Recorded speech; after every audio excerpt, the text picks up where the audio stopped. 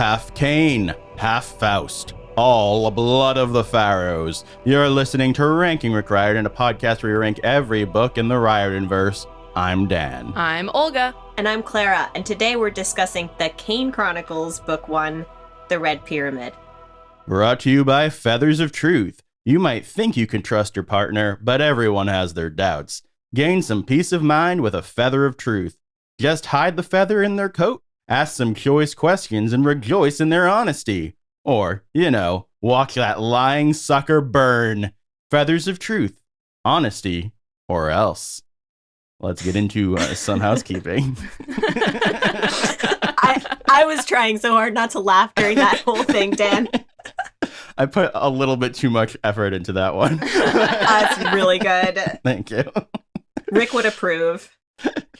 All right, so I have a couple pieces of housekeeping. First of all, be sure if you haven't checked out our top 10 Percy Jackson moments to check that out. It's both on audio and YouTube. And for YouTube, we actually did video, and I put up graphics showing like the moments as we listed them and moved them around and stuff. So I highly recommend that. It might be easier to follow along on the video side of things.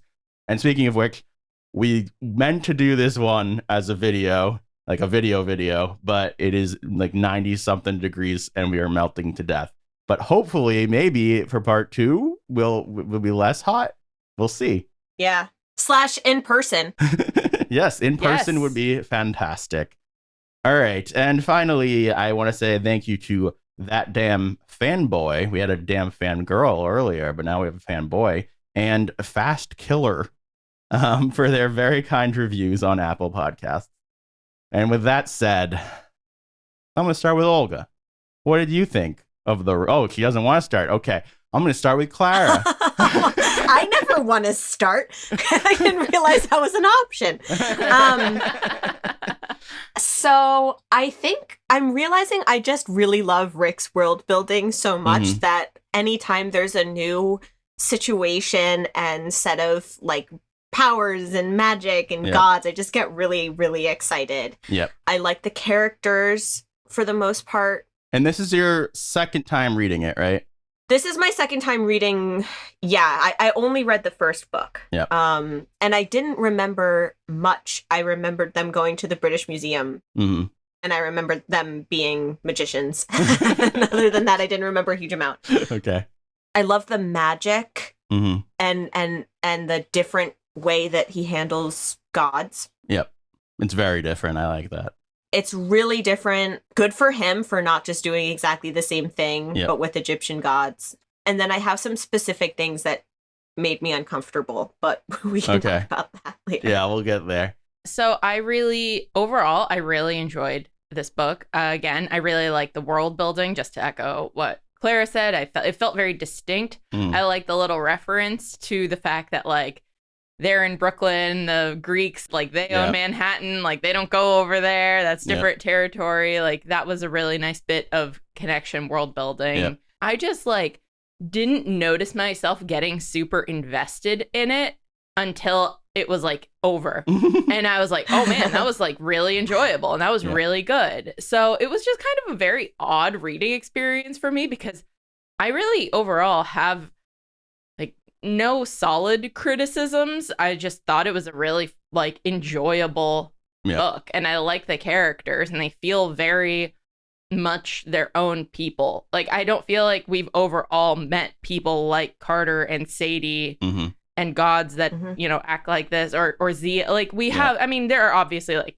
character types, but they don't remind me. They feel like themselves. Exactly. Like they don't remind me of like, so to speak, like a knockoff Piper or like, which, could would have been easy. Exactly. Yeah. Exactly. Yes. So definitely echoing those statements. I guess the only like problem-ish that I had getting into it was that it felt like it had too many beginnings. And like maybe that's why I didn't notice myself getting invested, because I was like, we're here and now we're here and we're here. It took a long time to get on the quest. Yeah, I guess is the thing I'm trying to say. And it's not as obvious a thing as in the Camp Half-Blood stuff of like when the quest starts, because it's not like okay, you get your prophecy, now go. Yeah. It's kind of like it kind of just happens organically, which in some ways is in like better, but in Yeah. other ways it is like, okay, where will we go? Like, you know, like, And that's Yeah. I think the thing where I was just like, where am I? Am I in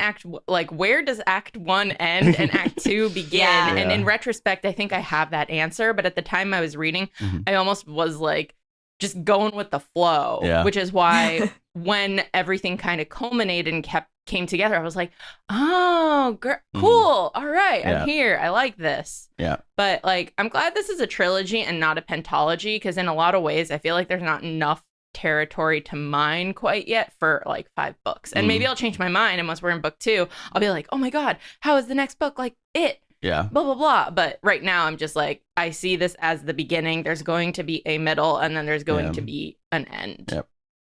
All right. Well, so I'm the only person who's read all 3, and I read them semi-recently. So this is my second time reading Red Pyramid in semi-quick succession. So it was a very interesting experience rereading it, knowing where everything went, and I sort of was picking up a lot more hints of some of the twists and stuff than I did the first time around.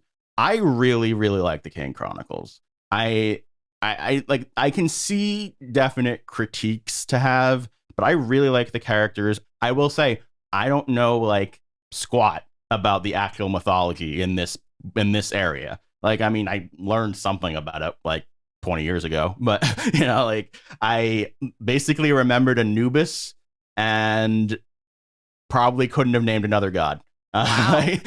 So like, I don't know how like accurate any of this is or anything like that, but I personally found that more exciting because I couldn't see everything coming the way I kind of could with Greek and Roman stuff. And it felt very like a totally fresh world to me, as opposed to what is his take on blah, blah, blah. And for that reason, I'm very excited to eventually read Magnus Case, because I don't know much about Norse mythology either. I will say, so something I read recently that I hadn't like figured out in my mind yet is Sadie is his first female character point of view. So she actually was like, this comes before Piper and before all that other stuff. So that's something worth noting. I really like Sadie. I think she and Carter are very cool. I think there could have been more with their character development. That said, I really like them as people, and I believe them as people. I just don't know that they have like as clear of an arc as I would want, especially considering it's only 3 books. And also, I think that I agree with you that the pacing is kind of strange. I would argue there's too much world building.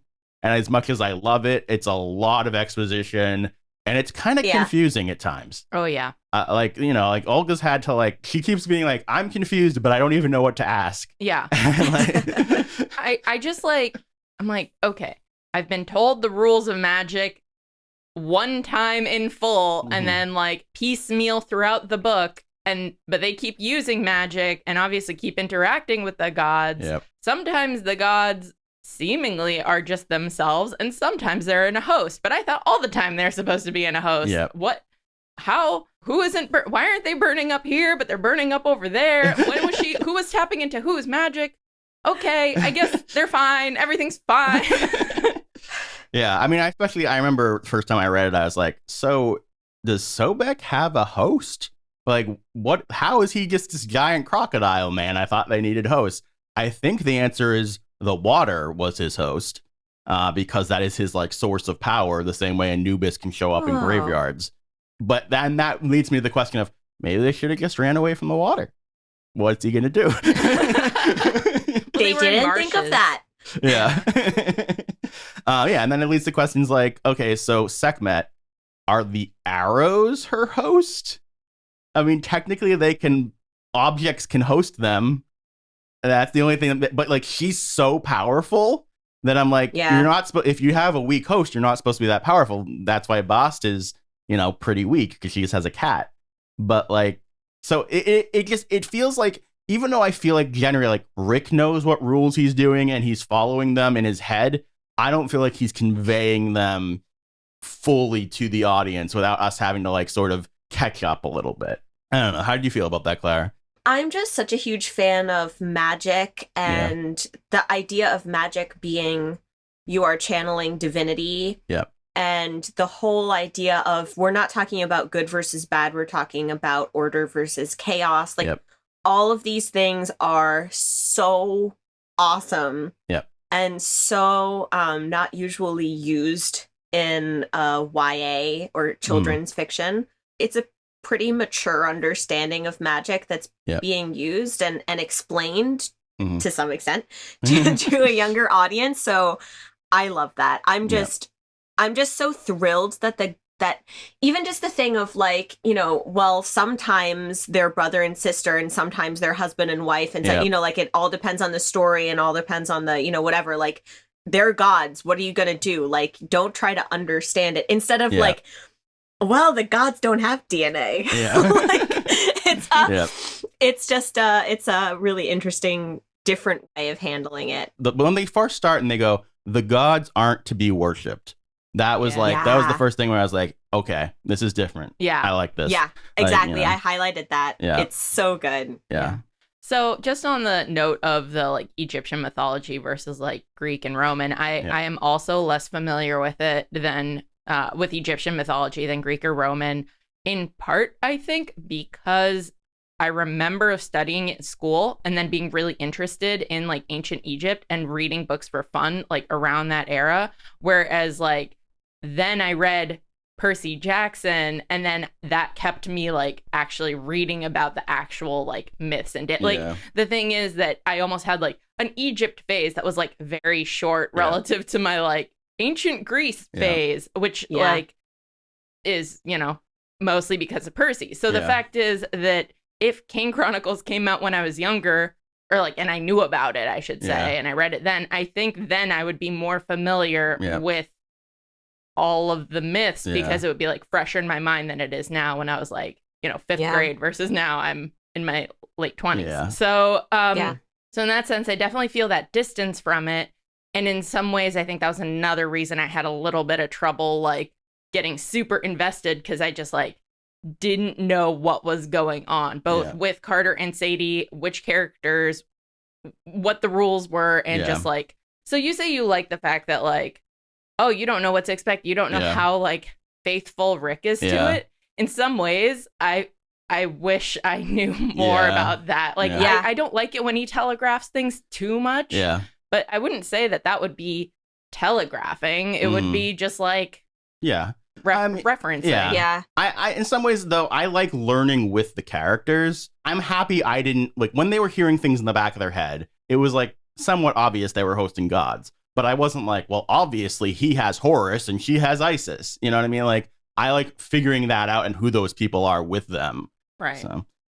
Yeah, I know very specifically this story of like Set putting Osiris in this, like cutting him up into pieces, basically scattering them over the world. Because there was I think it was Canadian kids TV show that aired on PBS Kids very early on like a weekend morning. And I watched this show quite religiously. And it was like, it was actually pretty similar. Like they would embody like mythological creatures. It's very vague in my head because, but I'm getting weird flashes of like something now. And there was like a computer and they would go in, but their dad was missing. Like it's actually a little similar to this, but done very differently because it's not like magic in the same way and stuff. But so I'm really familiar with this specific story from Egyptian mythology and some things about gods. So I sort of had a pretty good idea of what was going on. But much less than I would the Greek stuff, where it was a sort of like, oh, I understand everything that's happening in this book now. Well, something I wanted to ask you, Clara, is so because Olga brought up the whole thing of like, oh, I had a phase and then it kind of faded away, whereas the Greek stuff went on more. Is there like an Egyptian equivalent to like the Odyssey and the Iliad? Because I think that's part of what kept us going longer is because there was like actual like things to read that were specifically like, you know, like I remember just learning about Egypt and being like told about it as opposed to like reading actual myths and stuff like that.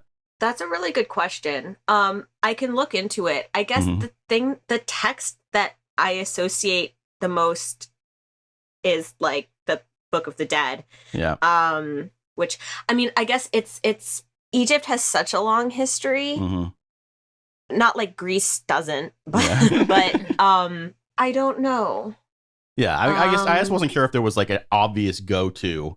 If anybody else knows, or if Clara finds out before part 2, we'll figure that out. But I want to jump into Clara. You said you had a few specific. We're gonna get to a recap in a little bit, but I want to know what some of Clara's specific issues are. Yeah, so one of the things that really jumped out at me, and I think it's because it happened pretty early on, is just the British Museum has art that they stole from other countries, basically, because archaeologists were really crappy and believed that, you know, these countries can't protect these artifacts like we can. Our heritage will be lost, or like these things will be lost if we don't take them back to this museum. And so there's like a line from a policeman that says, you know, like, oh, maybe your dad was one of those like extremist Egyptians who believe that their art should be brought back to Egypt. And then that's not like problematized. Like no one says like, I think they should. Instead, it's a sort of like, our dad would never. The very concept of you have these artifacts scattered across the globe, and that's important for the story. Like it's one thing if it's the Washington Monument. It's another if it's like a piece of someone who actually lived, their tomb that was stolen and brought to a museum somewhere. And I get it. Like museums are really how like people like me have always interacted with ancient Egypt. And so we're used to seeing artifacts in museums and, you know, all of that. But I think that combined with the fact that Carter is named for Howard Carter, the archaeologist who opened... / imperialist. Yes, archaeologist / imperialist, who like wasn't the worst of the worst, but also was, you know, about bringing Egyptian artifacts to England, which he wasn't able to do with King Tut. But that's a different story. Anyway. Can I just hit on the fact, because I think, I mean, you bring up a good point, and I think that that in some ways the world building that he created here, which I think was in a lot of ways to sort of mirror Percy Jackson, of, hey, the House of Life spread out throughout the world, and Egypt had such a massive influence everywhere. It does very much smooth over the reality of the history of how these artifacts got everywhere. It makes it so that in his version of the world, the House of Life did this in a lot of ways. And, you know, but yeah, that definitely, it's one of the things in this book that are definitely uncomfortable. So where I actually thought you were going to go with this, Clara, is more in the direction of like, I mean, yes, you touch on Carter's name, but actually about like how they call out Carter's clothes and how he dresses, and the fact that Julius was like, you need to be dressed impeccably because people will always be judging you, and you need to like prove to them that you're just not some like hoodlum black kid, and that's why you need to do this. And that like the weirdness of like Carter's journey of like going along with his dad to please his dad, to then by the end of the book being like, yeah, you know, I am going to dress this way. I'm going to wear a hoodie and sneakers and be in this. And like, my dad would disapprove of it, but like, I don't care. And how it wasn't that his dad was doing that because like he agreed with society that this is like a bad way to dress. But his dad was like, I'm trying to protect you. And Carter just kind of. It makes it about his dad's uptightness and not about why he's uptight. Yeah. And I think racism. And I think it's another one of these situations like with Reyna, who has an abusive family, or anything with Orion, Nico and Cupid, like these moments. So thinking about Carter and like interactions with the police and how he looks, these moments that are like deeply rooted in trauma that kids experience. How much of that experience is helpful to be in a book, and how much of it is triggering. And it's such it's a really fine line, and I don't know that Rick executed it super well here. Yeah, I think he struggles between a desire to just make a fun story where you have a black protagonist and you can relate to it, but also trying to dip his toe into some good top. Like they do mention that like the cop assumes that Carter was involved, but doesn't assume Sadie was involved, even though they were both there. And like there's definitely things, but a lot of the race discussion is very early in the book, and then it's just kind of moved past. Yeah. Like I'm like Sadie has one line in the entire book where she mentions that she's mixed race, and otherwise it kind of just mostly treats her like she isn't. And I really like that they talk about how nobody sees them as a family and how much that bothers them, and that is core to a lot of their issues and stuff like that. But again, it is brought up and then it isn't. It is just another way to reinforce that they are strangers effectively to each other in the beginning. Oh, they're such strangers. They don't even look anything alike. They couldn't possibly be family. And then by the end, they really are brother and sister, and they work together and they care about each other and love each other. And like, can't imagine going through this without the other person like that. And that is their arc. But when Rick did so much in that beginning to like ground the racial divide that their family faces, that by the end it is dropped. And in which case, like, I can't help but feel a little disappointed by that, because it's like, if you're going to try to engage with it, then like make something out of it. I don't really feel like there's enough of a statement being made. And there's also this, so like we touched on him changing his clothes at the end, and it's about him sort of like, now I'm not uptight anymore. There's a bringing up of trauma without then like some sort of like discussion of that trauma. Yeah, we talked about off mic about the idea of Amos being the counterbalance to Julius, and how stronger it might have been if Amos was the one who, sort of helped Carter get to that idea of not having to dress that way at all times.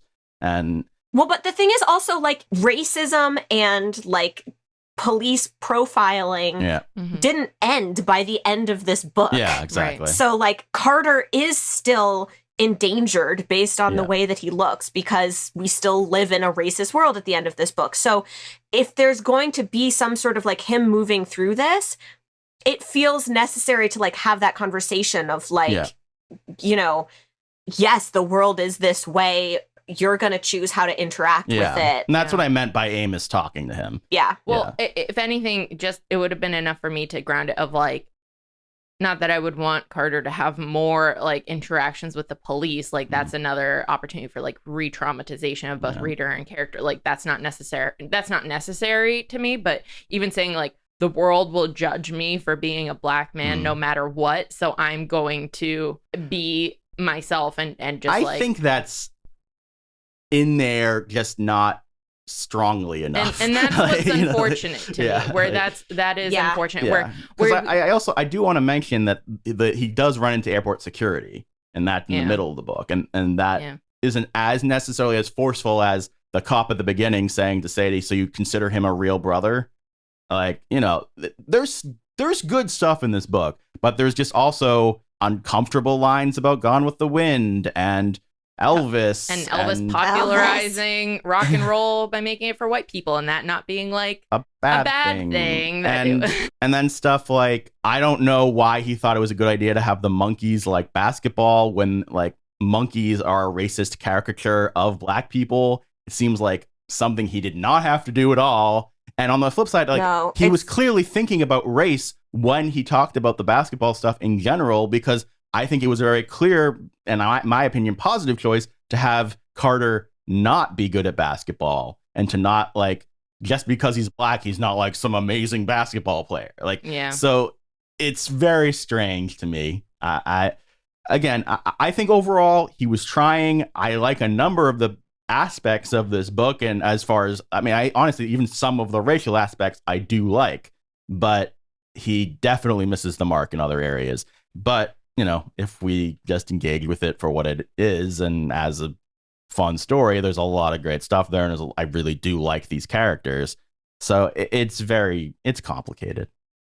Yeah. It's really complicated. You know, as usual, I think he's really trying. Yep. I think he's a white guy who lives in a racist society. And Yep. so he this is why you have like sensitivity readers. Yep. Like we can't be completely attuned to everything as white readers, and he can't as a white author. I think you need like sensitivity outliners.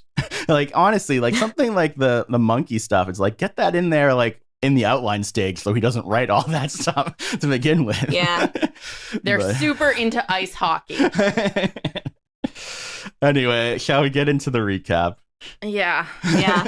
Let's All right, so we begin the book with 14-year-old Carter Kane. He's been traveling around the world since he was 8 years old. He was homeschooled by his father, Julius Kane, a famous Egyptologist. On Christmas Eve, Carter and Julius head to London to visit Carter's 12-year-old sister, Sadie, who lives in London with her grandparents. The siblings were separated at a young age in the wake of their mother's death. I want to stop here and say it is really weird that Sadie is 12. Yeah, why don't we wait till we get to the reason why it's weird? But I agree. I agree. I mean, yes. But I agree. Yes. I do not, in my brain, she is not 12 when I read this book. Yeah. Julius picks up Sadie and plans to take the two kids on a tour of the British Museum. Before heading there, Carter and Sadie spy on their dad talking to a strange man named Amos. Sadie barges in and Amos disappears. While at the museum, Julius asks the kids to lock the curator away while he examines the Rosetta Stone. Julius ends up blowing the artifact up by trying to summon the god Osiris. He also accidentally releases the other children of the demon days, Nephthys, Isis, Horus, and Set. Set, the Egyptian god of chaos and evil, locks Julius in a sarcophagus and sends him through the floor. Meanwhile, Sadie and Carter sit by and watch the entire event in horror. A couple of things here. One, I really like how, no pun intended, this book starts off with a bang. And, I think this is a stronger start than how, either of the other series starts, personally. I think it really gets you and it makes you go, you have so many questions while still being totally engaged with the characters and what's going on. Definitely prefer this over Percy fighting the Fury and even the Grand Canyon stuff at the beginning of Heroes of Olympus. Sure. You like the Grand Canyon? I like the Grand Canyon. Yeah, I like the Grand Canyon. I really liked the beginning of Lost Hero. Fair enough. Actually. I'll give you that. But it's a little bit of a cheat though, because that we already knew that. We already knew the world. Yeah.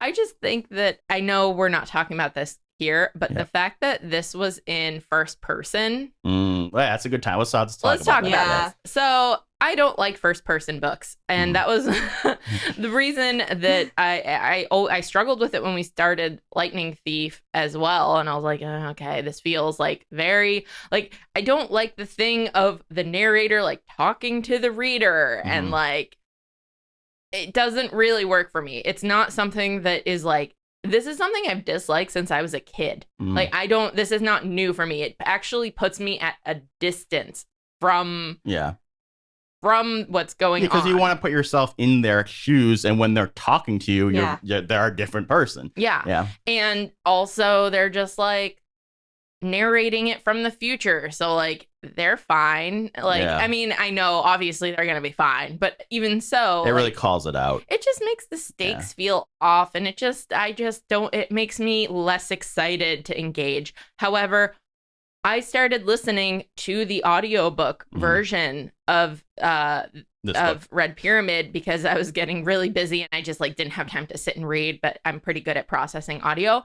And having the different narrators like talk about it, that really worked for me. Yeah. The whole setup honestly feels like it was made for the audiobook. It was because they're recording it. It's not Percy writing in a diary or something or letters. It's I think it works really well in the audiobook. I do think it would work less well reading it, but So I do like that it goes between the two of them. That helps quite a bit.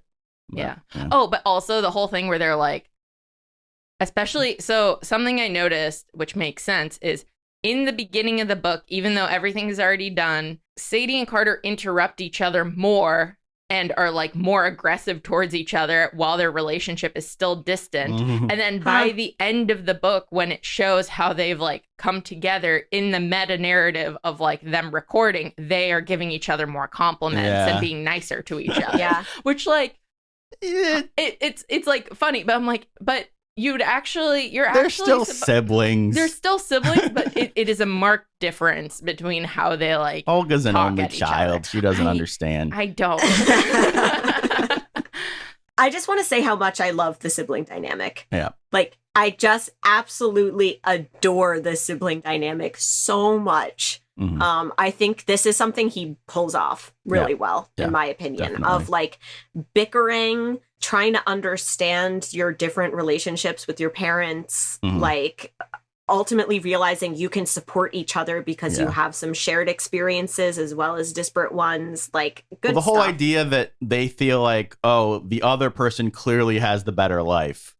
And don't understand each other in that way. I think that classic. Very well done. Yeah, because it's like they're competing in a sort of non-traditional way, but a very relatable way.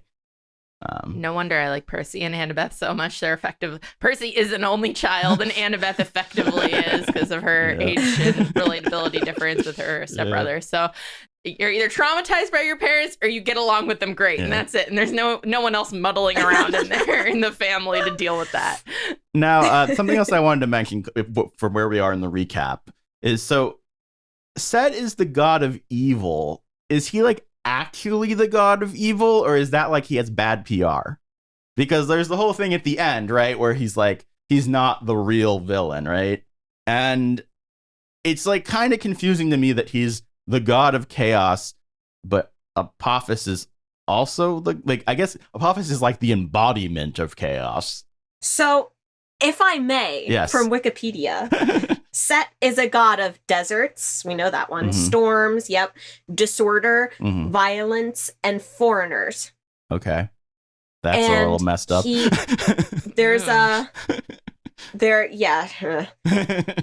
plays a vital role as a reconciled combatant. So that's really interesting. Yeah. Is the idea that that order needs a little bit of chaos to be order? Probably. That's the way I've always read it. Is like it needs a little dose of chaos because you're never not gonna have chaos. But and that's sort of like reconciled combatant, right? If you can't bring order to something, if there's nothing to bring order to, you're just flat. Yeah, I like the idea that like they literally call him the god of evil, and then he isn't really. Yeah. I mean, it's just the thing of like the world is chaotic, the world is painful. So doesn't it make sense if you're trying to find ways of explaining the world that there would be a deity who is responsible for that? If you think there's a deity for everything who you can like, at least in ancient times, like worship to or fear or all of that, like, like if they're embodiments of all of that and you also humanize them a bit, then it makes sense that like bad stuff is going to happen. So there's someone responsible for it as well. Yeah.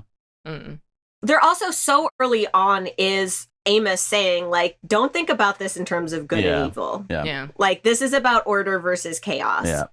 And that's a much more, like, you'll get so bogged down if you try to think about this as evil. And I like that also pretty early on we meet Nut, and she's like, well, he's one of my kids too. Like, he's not the worst of the worst. Yeah. It's interesting. He gets a bad rap, but he's nowhere near as charismatic as Hades. I don't know. As fun. Hades is more fun. Yes, I'm going to go with Yet also. Oh. I mean, yeah, that's fair. That's a fair prediction. All right, where was I? So the British police, they question the kids at their grandparents' house. Amos bamboozles the police and is revealed to be their uncle. He takes them to the family mansion in Brooklyn via his magic boat. Did you assume he was his uncle? I figured it out somewhere in there, but I was just like, again, totally forgot. It's one of those things where it's like, it's gonna make sense that they have someone come help them, and to contrast with the uptight Faust's grandparents. I think the grandparents are kind of interesting.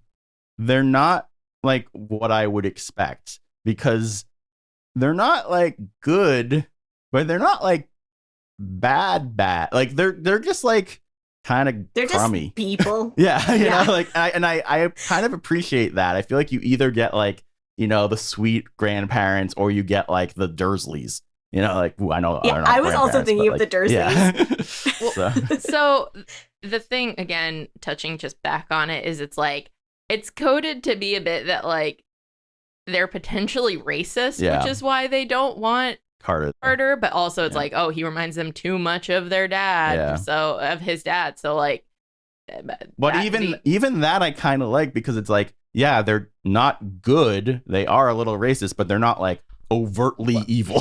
You know, well, like, but here's the thing. Then they also kind of, I felt like there was trying to be the backslide of like, but they had to be kept apart. So the real reason they didn't take him wasn't because speaking of the Dursleys. Yeah, like it wasn't because of the fact that like he looks like his dad and they're racist. It's because they couldn't be raised together. Ta-da! It lets them off. I'm like, well, it would be like more interesting if it was explicitly both. I don't know. Yeah. But also, I mean, it makes sense that like obviously the dad wanted to get at least one of them. It's just another interesting thing where I was like, what is trying to be said here? Mm-hmm. All right, so both Sadie and Carter are starting to show signs of strange abilities. Sadie can suddenly read hieroglyphics, and Carter opens the door with his mind. They meet Hufu, the resident baboon / unfortunate basketball expert, before heading up to bed.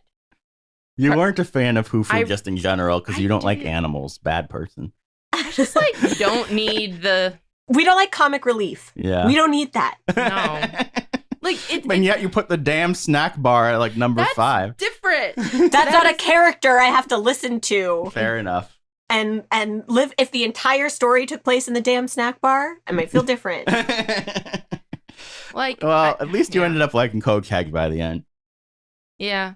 I mean, wow, that was a yeah, when they made him like more of a person with like trauma and like concerns. Same with like Grover, once he gets like real responsibility and like isn't just like, here's the thing, I don't like the wacky sidekick who eats or like random stuff and breaks things for the sake of comedy. Like that, this it's still a kid's book at the end of the day. I know, but like he ate a flamingo because it ends with O. Honestly, I have a bigger issue with that random aside where Bast like goes after a giant ball of metal. Oh my god, what was that? Yeah, because that like I was like, Bast isn't that character. Like you're trying to make her Hufu. Like it's so yeah.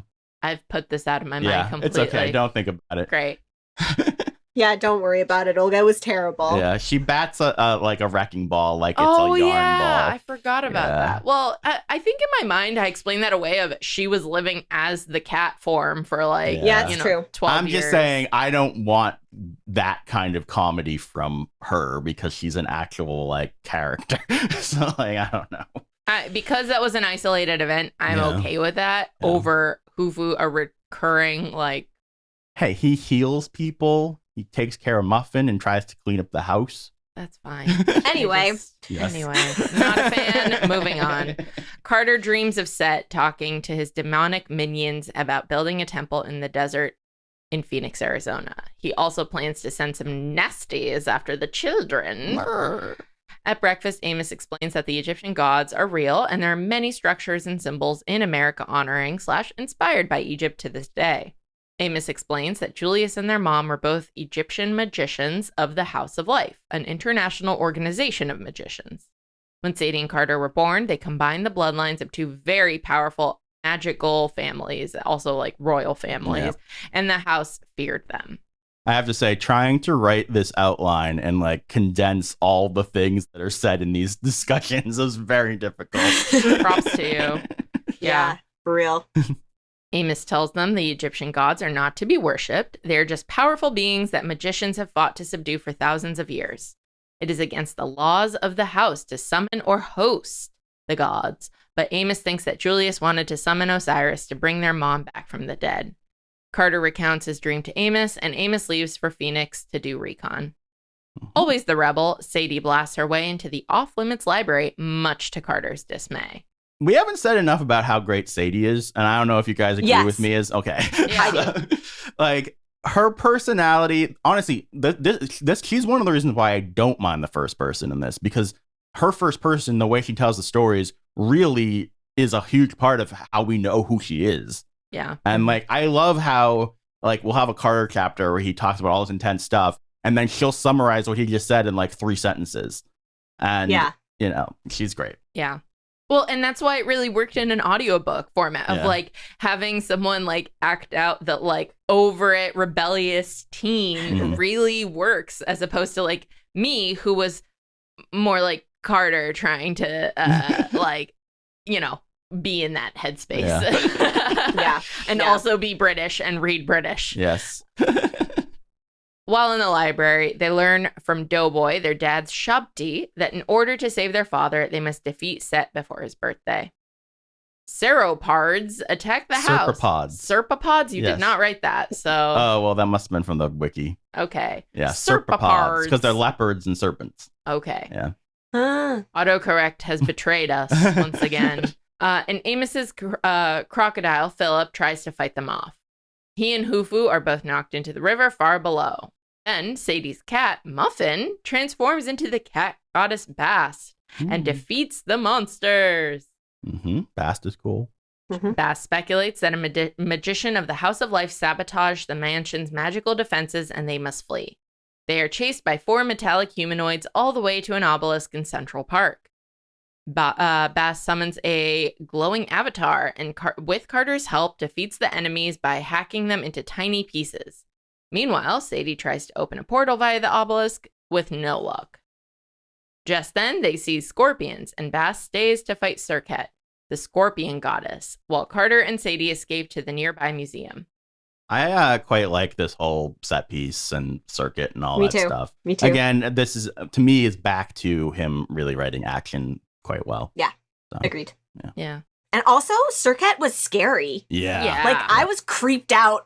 Yep. And I'm just like reading it like, you know, nearly 30 years old. And I'm like, ugh. Well, I liked also that they referenced that he had, Carter had interacted with scorpions on his travels and that he had like already had a fear of them and all that. Yeah. Yeah. I liked it. I don't know. I wish that there was more of a quest element already, where it's just like, there's a reason. I mean, we get there with not Sekhmet, the other guy, Sobek. Yeah. My God, there are a lot of S names. Yep. Hey, you haven't even met Setne yet.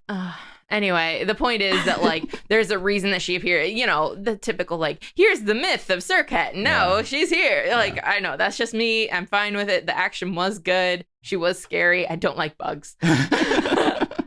Bast struggles because gods need hosts to survive in the mortal realm, and she inhabits a mere cat while Serket has possessed a human host. At the museum, the kids run into a young magician named Zia Rashid. They recognize her from the museum in London, and she says portals can only be opened at auspicious times, and they'll need to survive a few more minutes. Do we want to talk about the whole Zia stuff, or do we want to hold off on that? Let's hold off, maybe. Okay. But thoughts about her as a character? I like her a lot.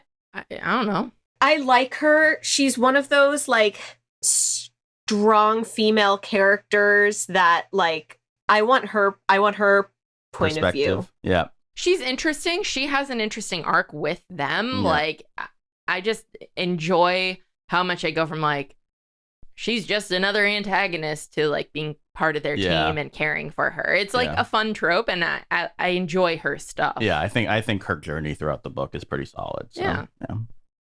So Serket appears and Zia fights her with fire magic. Then she uses the 7 ribbons of Hathor to bind Serket and force her to leave her host. A black cloud comes out of the host's mouth and starts forming into a giant scorpion. Carter, Sadie, and Zia escape through the portal. Zia takes them to the House of Life in Egypt to be trained as magicians for like 24 hours. Carter fends off a deadly spirit at the entrance to the house, but the spirit, or Ba, seems to recognize him and calls him Good King. Good King. They meet Iskander, the ancient chief lector, and his lieutenant Desjardins. Desjardins believes the Kanes are hosting gods and wants them destroyed, but Iskander says they must be tested first. Obviously, I love Desjardins because I love me a good French villain, you know. I was reading this, I was like, oh, Dan loves Desjardins. Perfect. Even before I knew this book and like anything about it, you'd already told me that you love him like outright. So like months ago. Oh, Desjardins. I will say the one thing about this book that is a little bit repeaty of Percy Jackson, specifically Lightning Thief, is the like misdirect villain who ends up not being the, like the whole thing was like Hades is the bad guy, but he isn't. Yeah, that's a fun trope. I'm okay with it. I knew it was. Yeah. The problem was how much time they were like, it's Desjardins. It is him. He has set. Da, da, da. And I was like, it's not. So this is like a whole lot of reference to that. Talking about telegraphing twist. I do like Iskandar. So that night. Me too. Sadie sneaks into the Hall of Ages and enters a portrait/magical memory. She watches Set trick King Osiris into laying in a coffin just like her father. Set in his mad grab for power then tries to destroy Isis because she's carrying Osiris's heir, Horus. Set's wife restrains him, however, and Isis escapes. Iskandar pulls Sadie out of the memory and discusses the gods with her. He blamed the gods for the fall of Egypt, as they often put their own squabbles above the needs of man. He decided that magicians had become too reliant on the gods, and they must banish them to the Duat to move forward. However, in recent days, Iskandar had started to question that decision because Sadie's mom was a diviner and saw great chaos ahead. So I'm not positive that this happens at this point, but I like the thing about how the gods don't have creativity and they just end up in cycles and just like doing the same thing over and over again. And the only way to break out of it is through the mortals. That. Yeah. I think that's really cool. And it's also like, magicians are associated with creative force. Mm-hmm.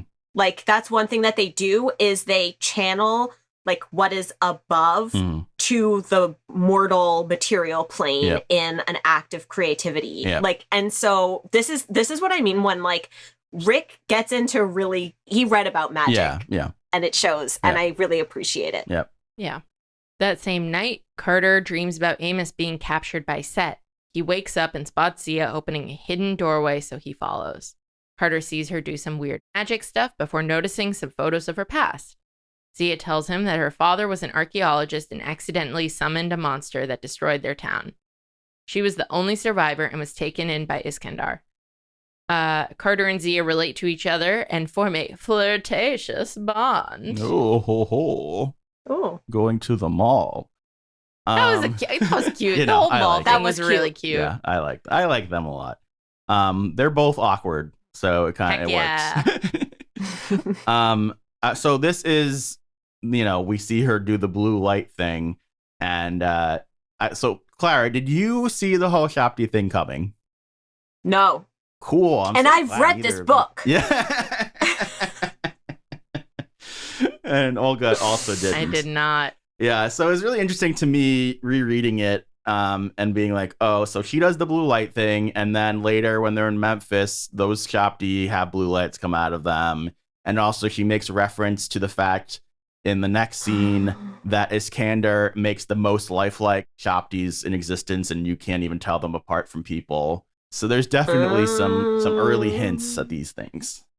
Yeah. But it's good. It's good. Yeah. Good job, Rick. Yeah. That's the right amount of mystery. Yeah.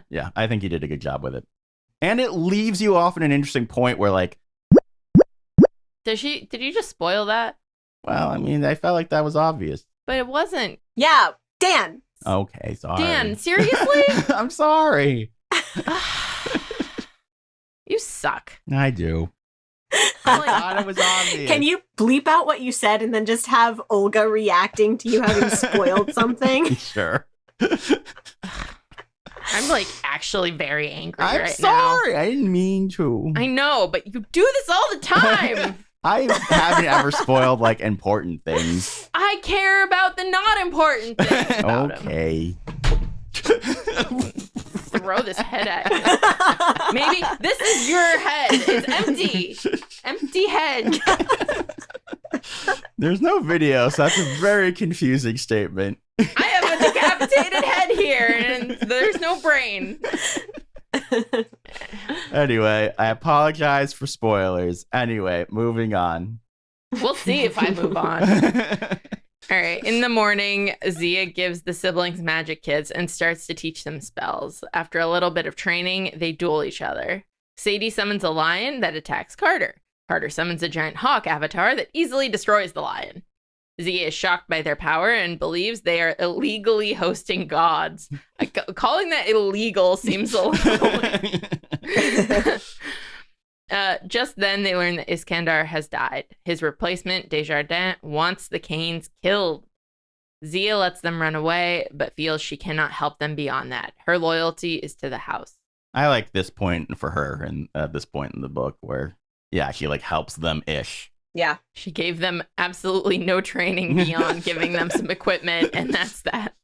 She has vague Reyna vibes. Oh, she totally she knows what she's doing. She understands the world around her. She's trying to help these people who don't, but also not betray this life that she fully understands and participates in. That's a great point. Yeah. Thank you. I tried.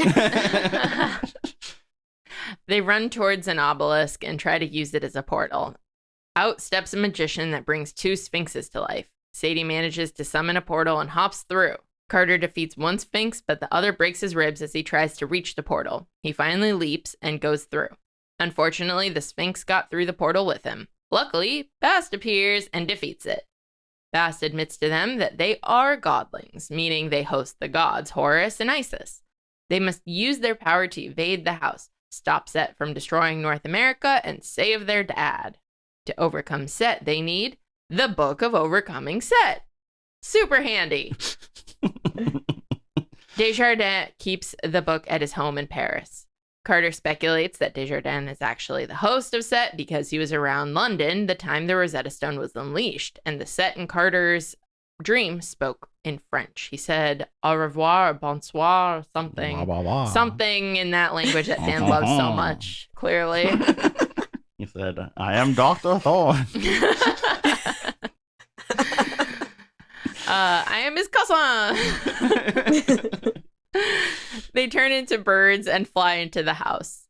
Unfortunately, Sadie cannot turn back into a human form. Carter eventually finds the book, but it was booby-trapped. A flock of fruit bats attack Carter and Sadie as they flee with the book. They land next to Bast and take off running to the Louvre pyramid portal. Which counts, because even though it wasn't original, an original thing, it's still a pyramid, and that's... Any pyramid counts. Well done. Yes. Good job. I also want to say... Bravo. I enjoy the thing of Sadie being trapped as the kite, yeah. And first seeing it from Carter's perspective, where he's kind of making fun of her, and then her having been actually upset about it, I thought was yeah. I think there's a really nice balance because Sadie's so talented at spells initially, and I was like, man, Carter doesn't get anything, and then he's like, oh, but he's super good at fighting and has all these skills. Mm-hmm. But that means he's not as good at the magic, and then he transforms, and Sadie struggles with that. So it's a nice balance, I think, where they go back and forth of them being good at one thing, being bad at another, the other person having a struggle and then being good, and then at the end them both really coming into their own and not having this resentment towards each other with their skills too. Generally speaking, and I'm actually interested in seeing what you guys think about this. To me, though, this is Sadie's book. And Carter's just kind of, he feels secondary to me. I don't feel that way. I think I agree. I think that it's about them as siblings. Yeah. And I think that Sadie is the louder sibling. but I feel like they complement each other still throughout. I don't know. The reason I would say that is because she talks to Anubis, Nut, and Geb, but without him. Mm-hmm. And she also is the one who actually makes the choice to let their dad stay dead, and is the one to figure out, hey, Set, we shouldn't kill him. So okay, yeah. I mean, to me, those are a lot of pivotal moments that go to her and not to him. And he agrees with all her choices, but that's not as powerful. I agree, but the fact that he is also going to be the pharaoh, they set that up. I don't know. I definitely, my instinct at first was to agree with you, and then I changed my mind, and now I agree with you again. So I see the point. I do think like Sadie has a touch more in the grand scheme of the universe and like deities, yes. But overall, in terms of like internal character stuff and like time, obviously like time in the book and like having opportunity to grow and get stronger, I do think that they're like neck and neck. Yeah. Bats and magicians chase them, but Bast tosses the kids into the portal just in time. They wake inside the Washington Monument, the biggest obelisk ever. So naturally, America's default portal. I think it's just fun. I do like the globe-trotting aspect of this book. Mm-hmm. Yeah, and it's great when it's like the Washington Monument and like that's cool. Yeah. Pyramids, obelisks, nice. Yeah. Yeah. The gang has a picnic, and Bast tells them that she was imprisoned deep in the Duat with a creature of chaos that she was supposed to battle for eternity. Their mom, Ruby, released her, but died closing the cage. Bast owes the Kanes a great debt, because she was like she knew she was not going to survive that. Well, and also just didn't want to do that for the rest of eternity. Yeah. Well, let's just jump a little ahead. Obviously, we don't find out at this very moment that it's Apophis that she's fighting, but. So this is one of my biggest confusions, I guess, with the book is I know Bast is hosted by a cat, but at no point do I ever think, oh yeah, she could fight Apophis for eternity. Yeah. She's pretty underpowered. Like she gets defeated multiple times by Sobek and Serket. Yeah. How the heck was she fighting Apophis for thousands of years? Maybe she's tired out. I guess that's possible. I'd be tired out. I just see it more as like in the Duat, they are more purely powerful. And yes, the fact that she's like, what ties her to the mortal world puts like limits on her. Yeah. Which is a hand wavy thing. And I agree with you. It doesn't make a ton of sense considering that it was Sekhmet was the one who was like, she is so scary and powerful that, of course, it makes sense that she could fight Apophis for all eternity. But, like, Bast is not Sekhmet. Well, and it's also kind of weird because it's like, so she fights Sobek in his element, right? And I know she's just hosted by a cat, but technically, a cat is her element, right? So, like it's just kind of weird. I mean, I like Bast a lot. I just think there's some strange power level stuff going on with that. I can agree with that. Yeah. In Sadie's dreams, she meets Nut, the sky goddess, and Nut tells her that Set was once Ra's strongest lieutenant and that he is not completely evil. However, she comments that Apophis, the embodiment of chaos, was real evil. She advises them to visit Thoth in Memphis, Tennessee, and gives them first-class tickets. Nut also tells Sadie that she is forbidden to see her husband Geb by her father, Shu, and asks Sadie to give him a note for her. This is another power level thing that I don't understand. Why is the wind stronger than the sky and the earth combined? Because storms. There could be a mythological reason for that. Yeah, I mean, I think this one actually is just the myth, but so I can't like blame Rick for that. But it always was like, what?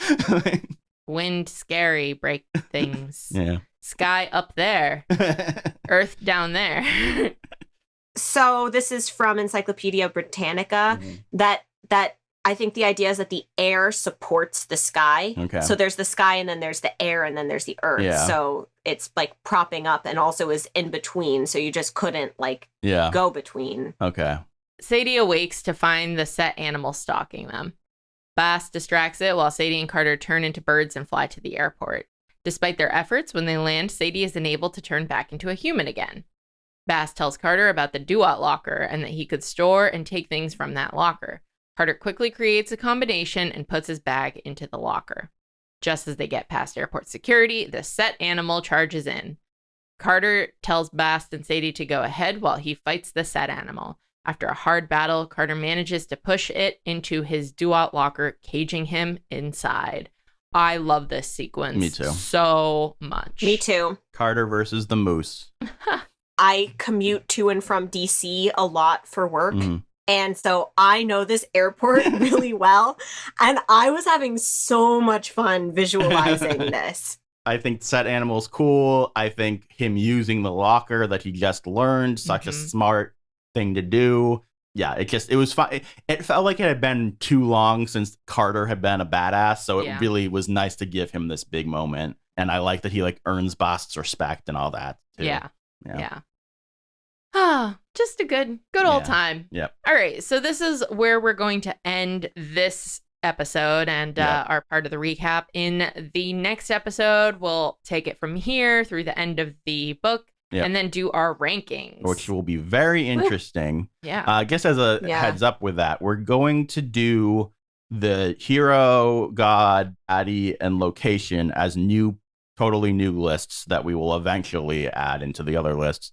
But we're going to make like Kane lists by themselves. But we are going to rank this book within the other books. So good luck to us. That is going to be... That's really hard. Yeah. It'll be interesting. I don't know what to do, but I have a week to think about it. So, yeah. All right, guys. Thank you so much for listening. Let us know your thoughts about the Kane Chronicles. And if you want to send your thoughts yes, good point. You can email us at ourpodcastfeedback@gmail.com. Also, this is on YouTube, so you can also leave your thoughts down below in the comment section if that's where you're listening. All right, guys. Thank you so much once again, and may the gods be ever in your favor.